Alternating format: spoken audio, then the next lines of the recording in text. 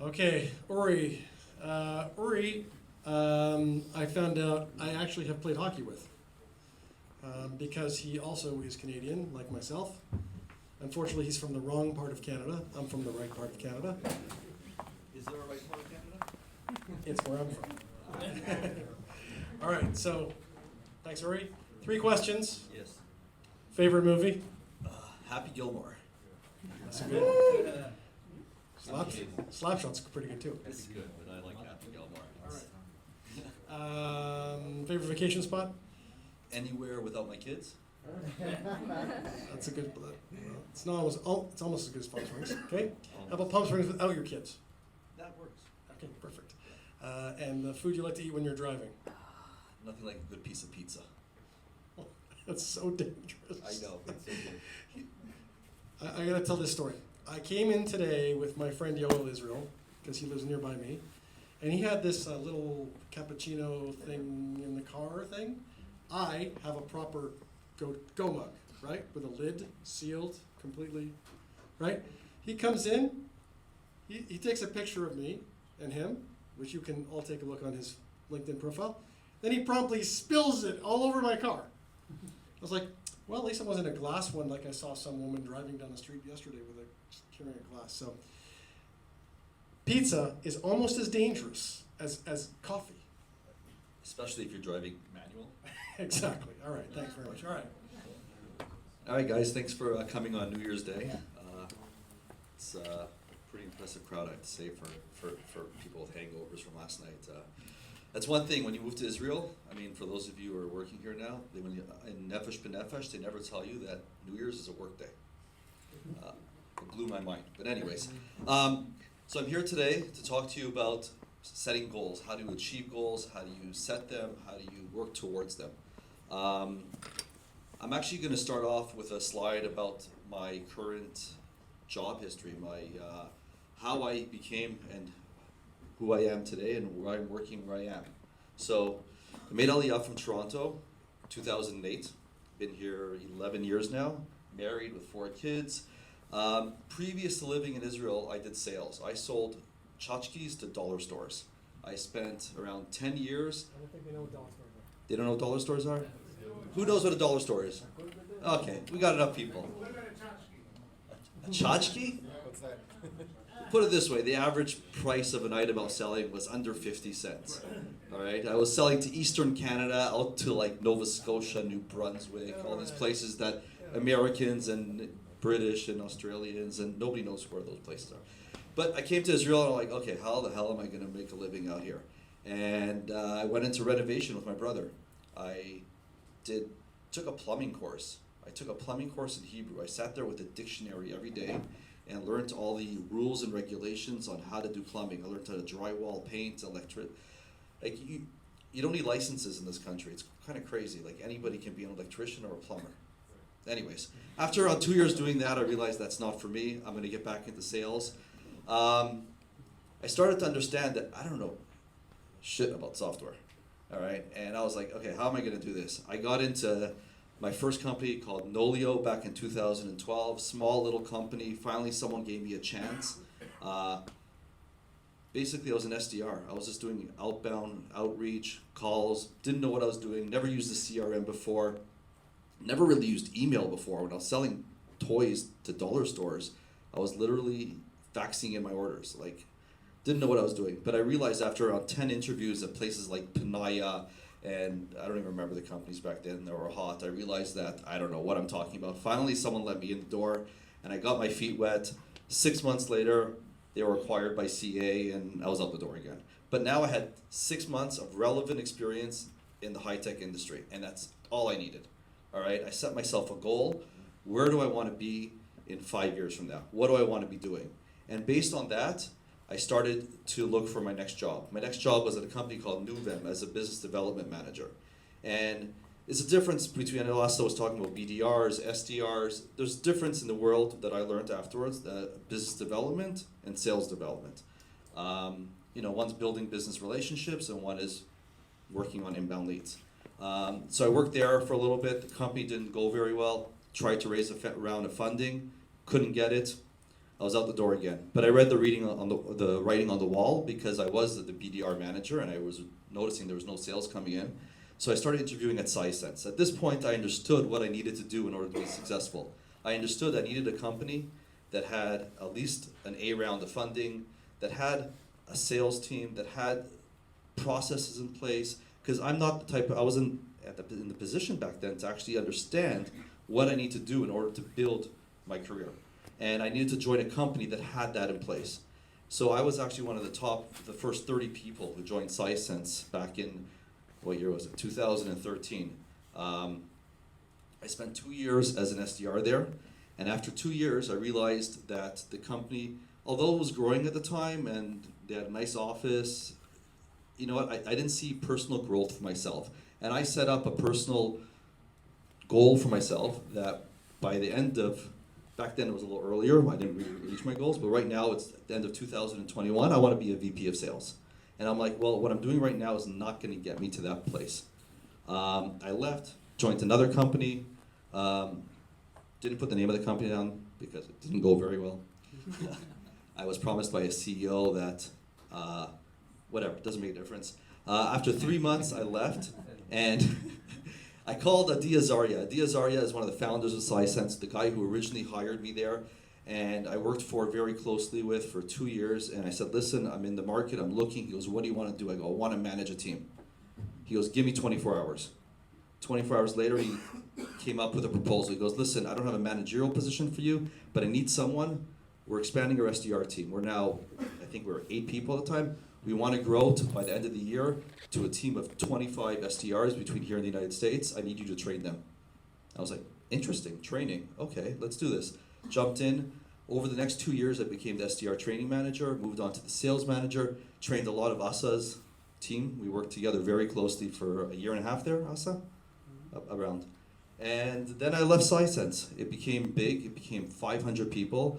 They started bringing in people with sales enablement, background history, and I realized that I'm not going to be able to move up in the company the way I wanted to. They were looking for people with the experience already. They weren't willing to take people without the experience and moving them into managerial or VP positions.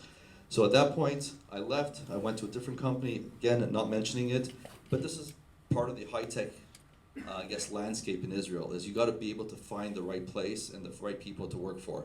And don't settle for something that you're not happy with, okay? If it's not going to help you reach your goal and where you want to get to, move on. There's no shame in moving on. I went back to SciSense like once, and it's still a joke. People still call me today when they see me around, are you joining for a third time? But I built relationships, and I built I started building a name for myself with people in the industry. And Adi Azaria, I reached out to him again. I go, Adi, I'm looking for something new. He goes, you know what? I'm going to be the CEO of a new company. Why don't you come be my head of sales? I was like, boom, I'm in. What are we selling?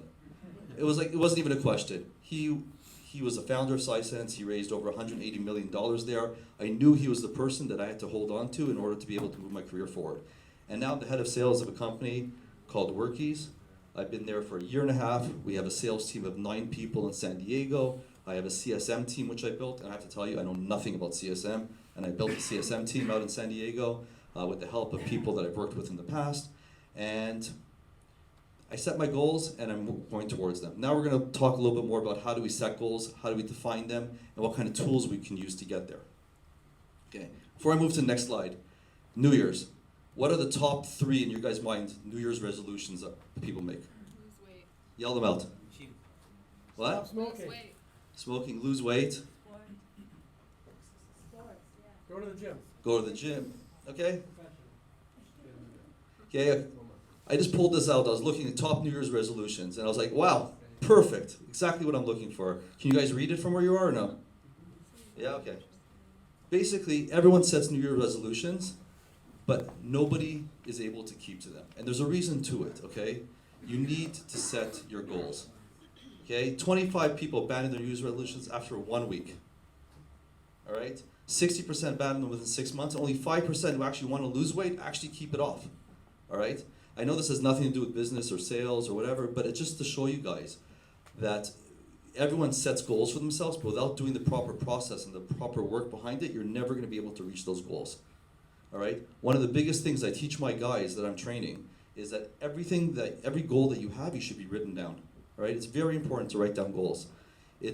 I have all my guys, they have written down what are their top 3 goals for the month, for the quarter, for the year, what they're trying to accomplish. If it's not in writing, there's no reason that you're going to be pushing behind.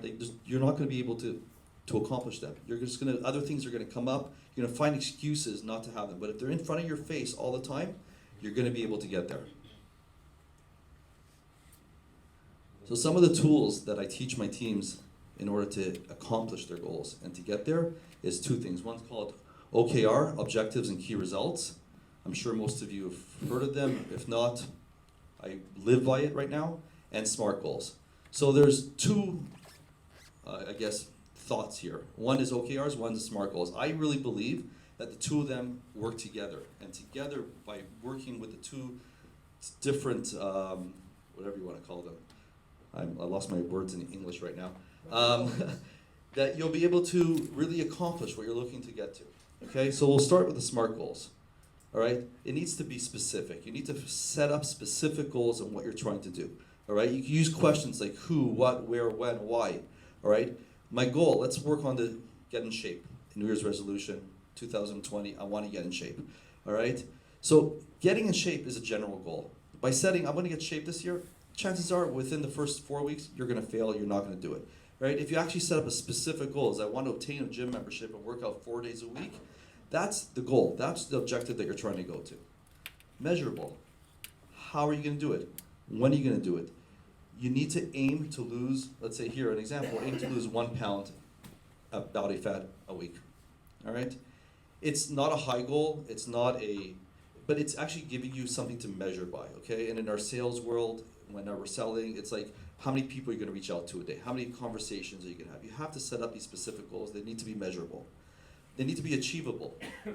Okay, do I have the resources? There's no point in saying that I'm going to go to a gym 4 days a week if you don't have access to a gym anywhere near you, if it doesn't work into your life cycle. Maybe your goal should not be going to the gym. Maybe it should be going out for a run because you don't have access to a gym near you. Okay, it needs to be achievable.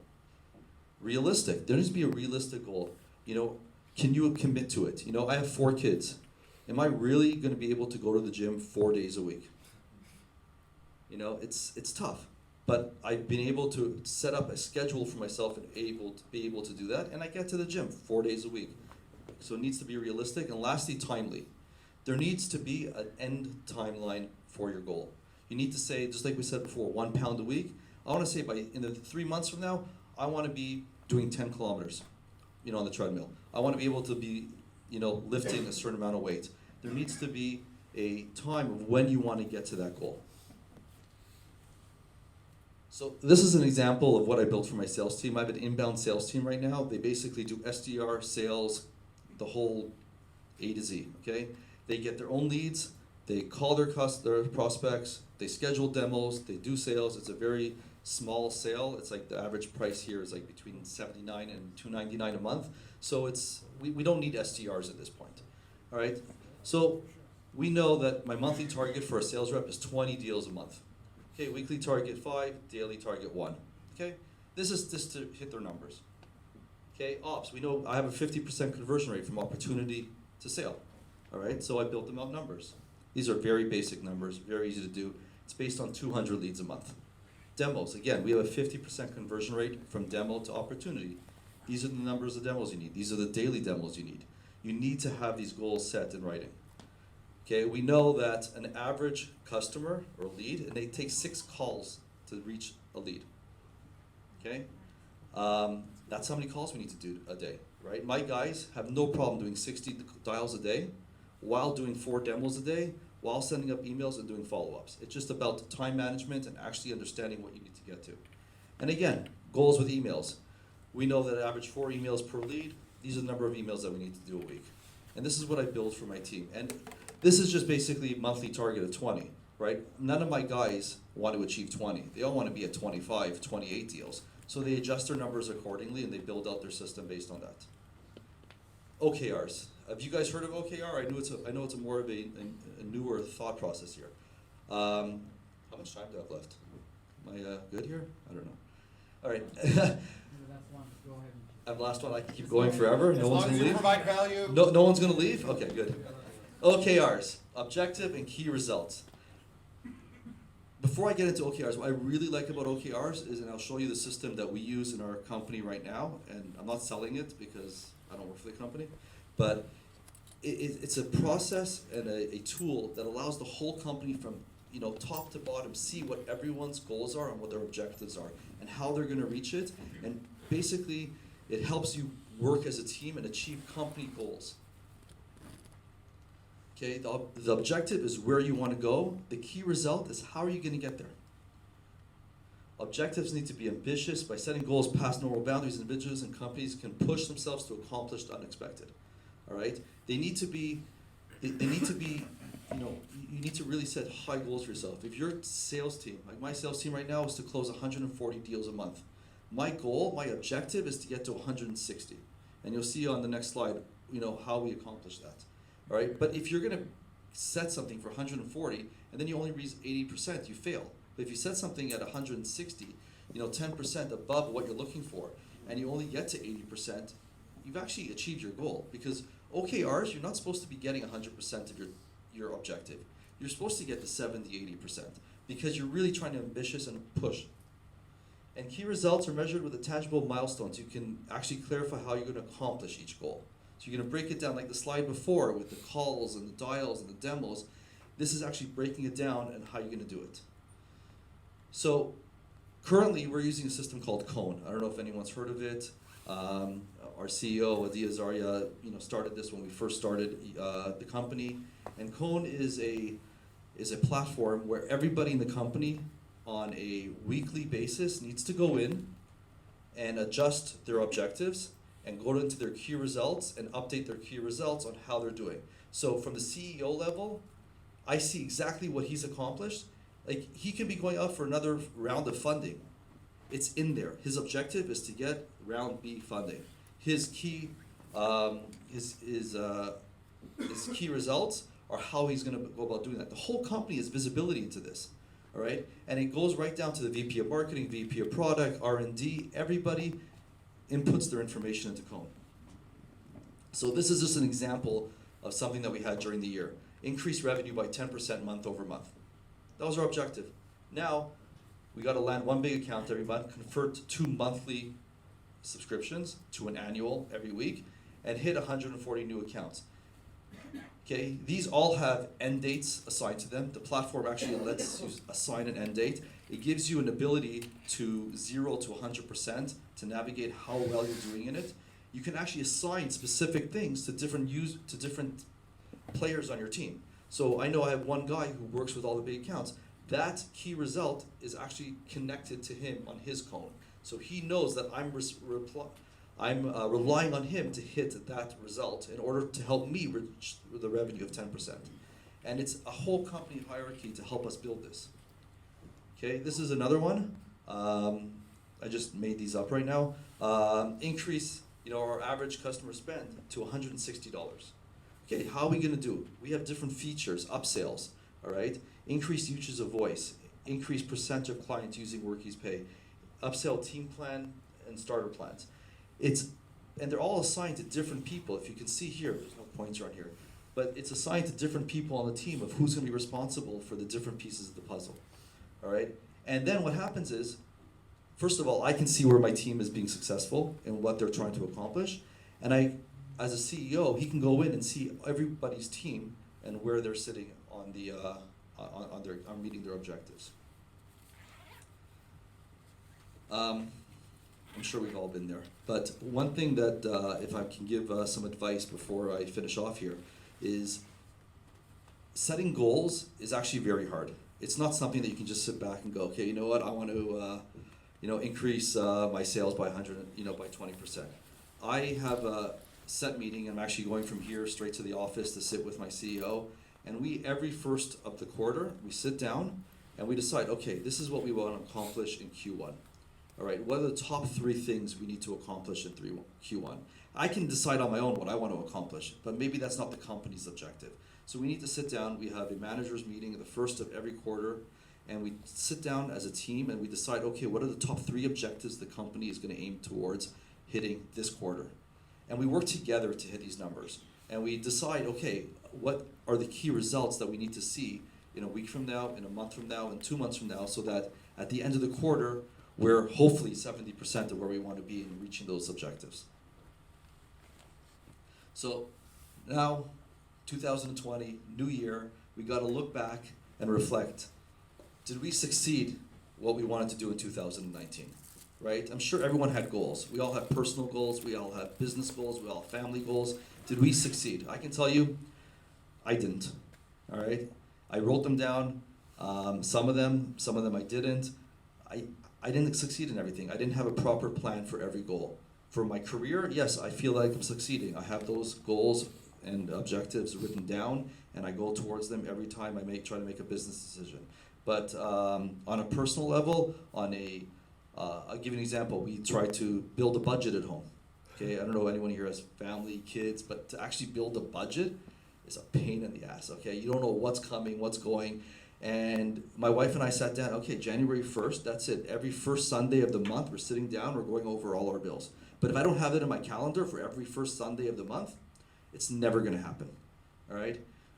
Now, and then we got to reflect and then dream. What are we going to hit in 2020? Where do you guys want to be this time next year, 2021?